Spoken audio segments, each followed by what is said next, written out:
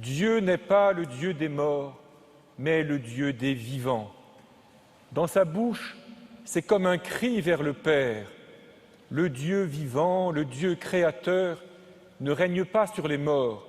Sa puissance est pour la vie, et la vie est faite pour durer toujours. Croyons-nous cela, frères et sœurs? Le croyons-nous en vérité? Ou faisons-nous partie de ceux dont l'apôtre saint Paul dit que tous n'ont pas la foi? Car une grande partie des drames de l'humanité naît de la peur de la mort, de la conviction secrète, irraisonnée, mais inscrite dans nos profondeurs, que la mort finira par l'emporter. Les Sadducéens en sont l'illustration. Pourquoi se réfèrent-ils à la pratique qui voulait qu'un homme dont le frère était mort sans laisser d'enfant prenne la veuve de celui-ci comme épouse et tâche de la rendre mère, achevant ainsi ce que son frère n'avait pu mener à bien?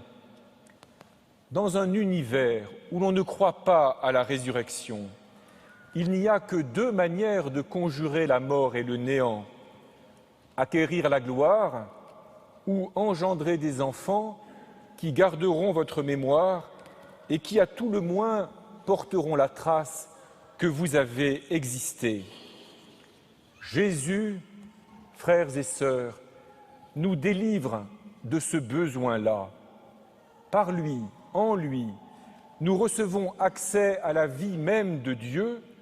Nous sommes appelés à participer à l'échange éternel du Père et du Fils, l'un et l'autre laissant jaillir de cet échange l'Esprit qui le renouvelle toujours.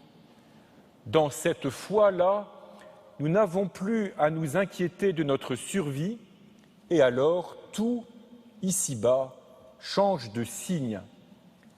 La procréation n'est plus une nécessité vitale. Elle peut être paisiblement un émerveillement pour la fécondité de l'union des corps et un service de la vocation personnelle de chaque nouvel être humain. Acquérir des biens peut ne plus être un objectif déterminant dans l'existence, mais plutôt le déploiement de ces dons pour servir la vie de tous les autres. Les autres êtres humains ne sont plus des concurrents dont il faudrait toujours se méfier dans un monde limité.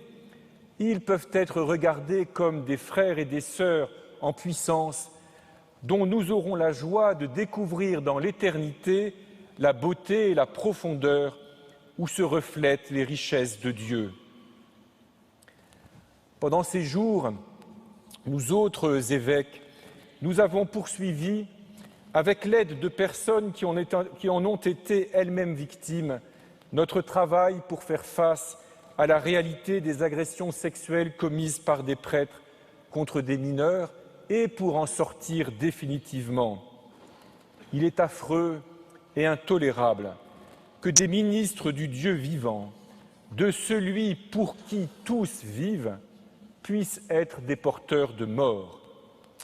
À travers différentes causes qu'il faut essayer de mieux cerner, les coupables d'actes de ce genre cherchent toujours à conjurer la mort et le néant. Comment la foi en la résurrection? Comment notre foi en Dieu le Père, Dieu des vivants, peut-elle pénétrer le fond le plus archaïque de nos libertés pour nous faire renoncer à la fascination de la mort et servir humblement la vie qui ne peut mourir? Nous sommes laissés bousculer aussi pendant ces jours par des personnes qui changent de vie en raison de la contrainte écologique. La foi en la résurrection ne constitue pas une échappatoire face aux bouleversements auxquels l'humanité fait face et va faire face sur notre planète. Cette foi nous encourage plutôt à chercher des modes de production, de consommation et de vie qui puissent être partagés avec tous les êtres humains, et elle nous promet cette fois de trouver dans cette recherche de la joie.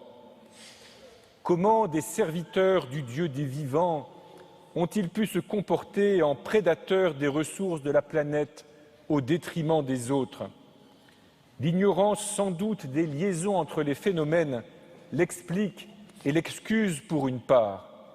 Désormais, nous autres, disciples de Jésus, devons puiser dans notre foi en la vie éternelle les immenses encouragements nécessaires, les motivations profondes pour participer aux transformations nécessaires sans colère, sans ressentiment, sans panique, ni recherche de solutions faciles, sans égoïsme surtout, avec l'évidence forte, avec l'espérance forte que le cosmos est un don du Dieu des vivants, non pour que nous y restions enfermés, mais pour que tout homme y trouve de quoi se préparer à la vie en plénitude. Nous ne sommes guère menacés des horribles supplices subis par les frères du livre des martyrs d'Israël. Nous n'aurons pas forcément besoin de leur héroïsme. Trop d'hommes et de femmes ont été torturés à travers l'histoire. Trop le sont encore aujourd'hui. Tout tortionnaire manque à la fois en la résurrection, manque à la fois dans le Dieu vivant. Le roi hellénistique Antiochos est la figure de tous les pouvoirs politiques qui ne supportent pas d'autre pouvoir que le leur ou qui ne s'accommodent que de pouvoir à leur mesure. L'assurance des frères, des martyrs d'Israël, que Dieu, leur Créateur, les veut vivants pour toujours, cette assurance nous stimule. Puisse la foi, en la puissante bonté du Dieu des vivants, fortifier nos cœurs pour que nous vivions les changements du monde dans la générosité, la confiance et l'espérance.